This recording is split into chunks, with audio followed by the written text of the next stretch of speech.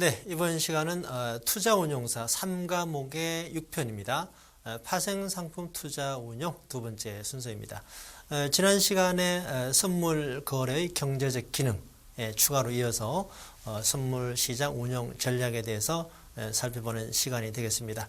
자, 이번 시간도 유익한 강의를 위해서 최선을 다하겠습니다. 자, 지난 시간 이어서 PPT로 진행을 계속하겠습니다.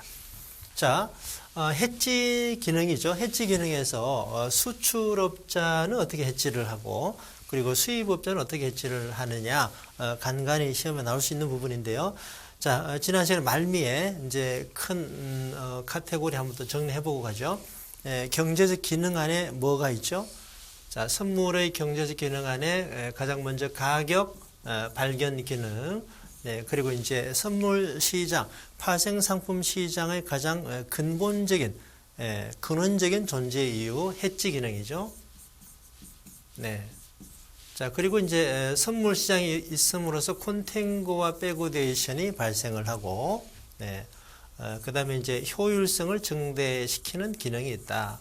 선물 시장이 있으면은 차익 거래가 가능합니다. 그래서 고평가됐을 때 매도 압력이 강해지고 저평가됐을 때는 매수 압력이 강해지고 자, 그리고 이제 부의 효과가 있었죠. 부의 효과.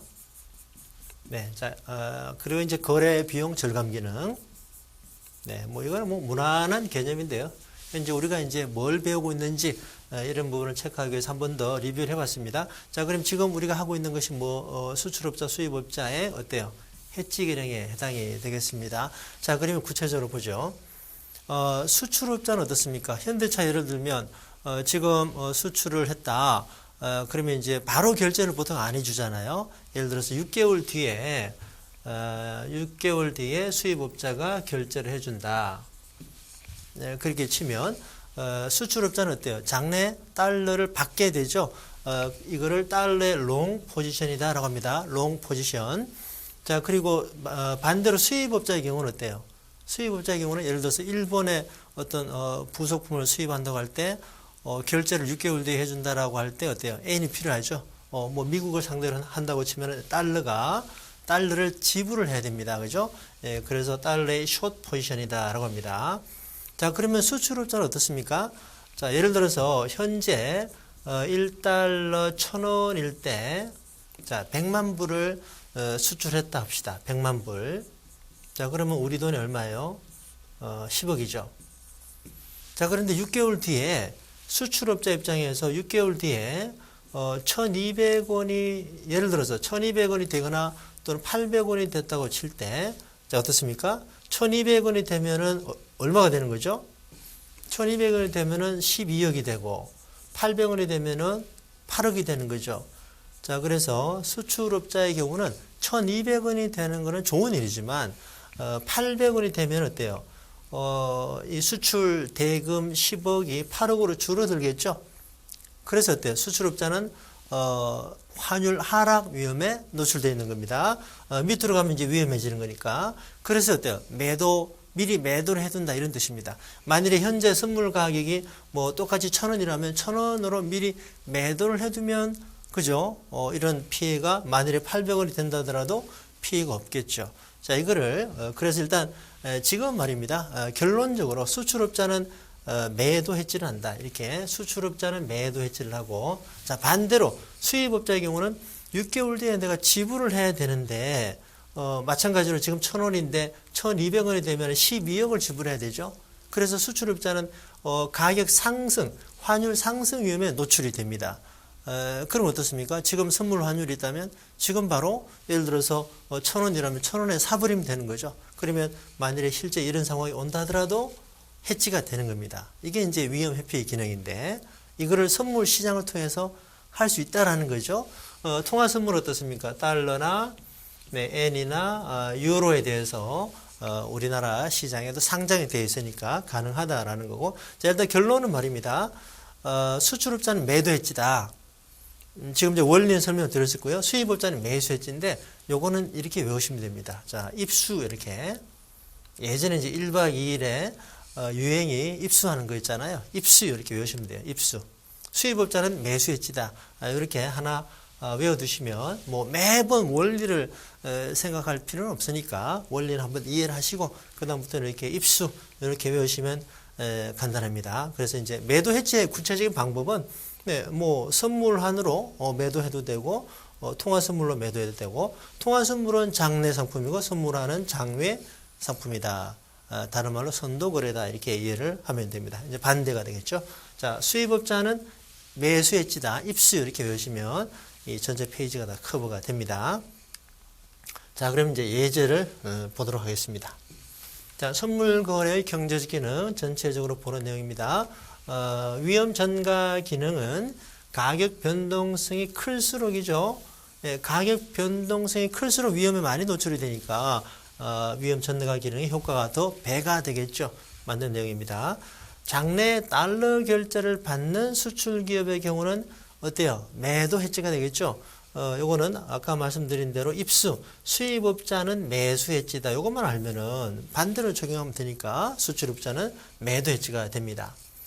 자, 3번. 선물 시장이 존재하면은 현물만 존재하는 것에 비해서 어때요? 좀 더 효율적으로 만들 수 있다. 차익 거래를 통해서. 자, 파생 상품 거래의 실질적인 자금 이동은 계약 만기에 일어나므로, 그죠? 요거는 이제 부의 효과가 있다. 이 말입니다. 파생 상품 거래는 결과는 나중에 미래 일정 시점에서 일어나니까 지금 당장 어떻게 결산을 할 수가 없죠. 그래서 주석에다 이제 기록을 하죠. 부의, 장부의 거래 효과가 있다. 뭐 무난합니다. 수입업자는 매수했지다. 요것만 확실히 암기하시면 되겠습니다. 자, 그러면 이게 이제 매우 중요한 부분입니다. 선물의 균형 가격 두 가지가 있어요. 이자율 평형 이론에 의해서 구하는 것이 하나 있고 또 보유 비용 모형에 의해서 구하는 게 하나 있는데, 자, 이 부분은 이제 출제가 잘 되는 부분입니다. 일단 좀 어렵지만 개념을 확실히 좀 이해를 해야 돼요. 자, 결론은 말입니다. 이 산식을 이해를 해야 됩니다. 이 산식을 통해서 계산을 할 줄 알아야 되고, 자, 결론입니다. 시험 문제 하나 맞추기 위해서 이 산식을 암기하고 이 산식을 적용해서 계산할 줄 알아야 되고, 자, 그 계산을 통해서 어떤 차익 거래를 할 수 있느냐, 이거를 포지션을 선택할 수 있어야 돼요. 좀 어렵겠죠? 네. 뭐 그렇다고 해서 뭐 극한 문제는 아닙니다. 이게 이제 2019년 3월 문제, 극한 문제까지는 아니고요. 3월 문제 나왔습니다. 그래서 잘 이해를 해야 됩니다. 그러면 이제 이 가운데 이 산식을 암기하기 위해서 기본 원리부터 한번 설명을 드려보겠습니다. 자, 일단 가정을 말입니다. 이제 국제 간에는 뭐 기타 모든 장벽이 없다. 이제 그 전제하에 1원을 1년간 투자한다고 가정을 합시다. 자, 그러면 1원을 가지고 우리나라에 예금을 해두면 어때요? 이자율을 말입니다. RD라고 하겠습니다. RD는 이제 domestic. 자, 우리나라고 반대로 RF는 foreign. 요거는 미국이라 합시다. 자, 국제 시장의 균형이라면 우리나라에 1원을 투자하는 것이나 이거를 달러로 바꿔서 미국에 투자하는 것이나 같아야 돼요. 다르면 이제 서로 차익 거래가 일어나니까 결국 균형에 도달한다는 거죠. 자, 그러면 1원을 가지고 달러로 바꾸면 1원 나누기 이렇게 됩니다. 그죠? 환율. 만일에 1달러 1,000원이라면 1원은 0.001달러가 되겠죠. 이렇게 계산하면 되고요. 자, 그러면 이제 여기 이제 달러가 됐습니다. 자, 그러면 달러를 미국에 예치를 하게 되면은 이만큼의 이자가 발생하죠. 맞습니까? RF. 자, 그리고 투자기간 1년이니까 현재는 S0 환율인데 1년 뒤에는 이 환율이 동일하지 않겠죠. 그죠? 요걸 S1이라 합시다. 그럼 마지막에 팔 때는 S1이 되겠죠. S1이 됩니다. 자, 그런데 여기서 말입니다. 여기서 이 S1 1기 뒤에 현물 환율은, 자, 지금의 선물 환율이 있다면, 자, 지금 선물 환율로 대체할 수가 있겠죠. 자, 그래서 요거를 자, 다시 써보면, 자, 원리를 이해하시는 게 중요해요. 자, 한번 써보겠습니다. 1 플러스 RT는 여러분들이 손으로 다 써보셔야 돼요. 이렇게. 자, 1 플러스 RF의 F가 되겠습니다. 선물 환율. 자, 그러면 여기서 이제 S0를 자, 요걸 없애기 위해서 양변에 S0를 S로 곱해버리면, 그죠?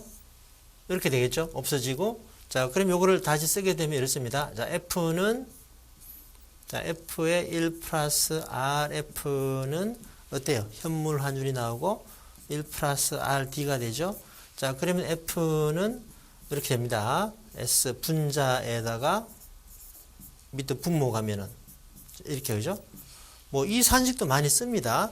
요거를 이제 정리하게 되면 어떻게 되느냐? 요거를 정리하게 되면은, 이렇게 쓸 수 있는 거죠. F는, 자, S 곱하기 1 플러스 이자율의 차이. 이렇게. 자, 이렇게 쓸 수 있는데요. 이제 지금 우리 1년을 기준으로 했잖아요. 그죠? 1년. 1년이 아니라 이제 1년 미만 단위라면 여기에 들어가 줘야 되는 거죠. 365분의 잔존 만기. 아시겠죠? 그래서 요거 이제 요 자리 들어가면은 똑같아집니다. 네, 됐죠? 자, 그래서 이 선물 거래 균형식입니다. 이자율 평형 이론에 의한 균형식인데 이제 결론은 선물 환율의 양국 간의 이자율의 차이에 의해서 발생한다. 이게 이제 이자율 평형 이론이 되겠습니다. 자, 이게 원리고요. 원리를 한번 이해를 하신 다음에는 이 산식을 암기하셔야 돼요. 자, 그리고 이걸 통해서 현재 선물의 균형 가격을 계산할 수 있어야 되고, 그러면 이제 현재 선물의 시장 가격이 똑같지 않을 수가 있겠죠. 그러면 차익거래가 일어난다. 그 얘기입니다. 자, 이 부분이 이게 기출 문제입니다. 이번 3월 시험에 나왔어요. 숫자만 다르고 거의 똑같이 나왔습니다. 이제 얼마를 계산하라가 아니라 3번처럼 어떤 포지션이냐, 이게 이제 묻는 문제가 나오는 겁니다. 그래서 위에 1, 2, 3만 단계적으로 이해하시면 됩니다. 자, 예시를 보겠습니다. 현물 환율이 1달러 1,200원입니다. 현재. 그리고 원화 이자율이 연 4%, 네, 달러 이자율이 연 2%, 그리고 1년 만기, 자, 1년 만기니까요. 계산하기 좋게 선물한 가격이 현재 1달러 1,230원이다. 그러니까 이제 요거는 선물의 시장 가격이다. F0라는 거는 제로, 현 시점에서의 선물 시장 가격이다. 이렇게 이해하시면 되고요. 자, 그러면 이 선물 시장 가격과 요거를 균형 가격이라 치면은 이 두 개가 뭐가 더 크냐라는 겁니다. 이게 크면은 어떻게 해야 되고, 이게 크면 어떻게 해야 되고, 이거를 이제 이해하시면 돼요. 자, 그럼 먼저 균형 가격을 한번 계산해 봅시다. 네, 이제 처음에는 어렵게 보이지만 한두 번 써보면은 금방 적응이 됩니다. 자, F는 S, 그죠? 1 플러스 원화 RD, 여기 RD죠? 자, 0.04, 그리고 RF가 연 2%입니다. 그러면 마이너스 0.02, 그죠? 그러면 S 곱하기 1.02가 되네, 그죠? 그러니까 1200원에다 1.02를 곱하면 1224원이 됩니다. 자, 그러면 현재 선물한 가격이 얼마예요? 시장 가격이 1230원이죠? 자, 그런데 균형 가격이 1224원이다 이 얘기입니다. 뭐가 더 큽니까? 이게 더 크죠?